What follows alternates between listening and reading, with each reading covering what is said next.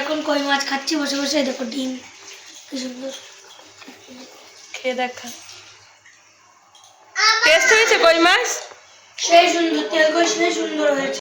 তেল কই রান্না করতে কি কি লাগছে সঙ্গে থাকুন, পাশে থাকুন, দেখতে থাকুন। প্রথমে আমি কই মাছগুলোকে লবণ হলুদ তেল মাখিয়ে রেখে দেব।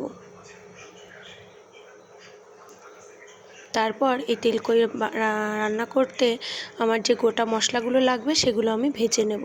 প্রথমে কড়াই গরম বসিয়ে গোটা জিরে, শুকনো লঙ্কা, গোটা ধনিয়া, তেজপাতা দিয়ে ভালো করে ভেজে আমি শিলের উপরে নামিয়ে রাখবো ঠান্ডা হওয়ার জন্য।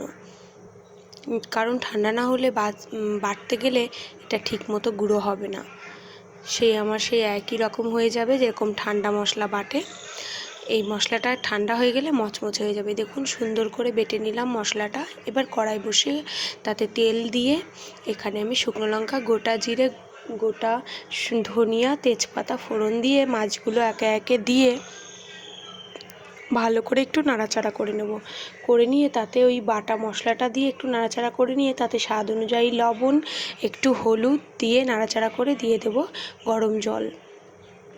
গরম জল দিয়ে তাতে দিয়ে দেবো কিছু গোটা কয়েক কাঁচা লঙ্কা। কারণ আমি বেশি ঝাল এখানে ব্যবহার করছি না, ওই একটাই শুকনো লঙ্কা বেটে দিয়েছি আর এখানে সমস্তটাই আস্ত লঙ্কা দিয়েছি, কারণ বাড়িতে বাচ্চা ছোট আছে। দেখুন মাছগুলো কি সুন্দর হয়ে গেছে।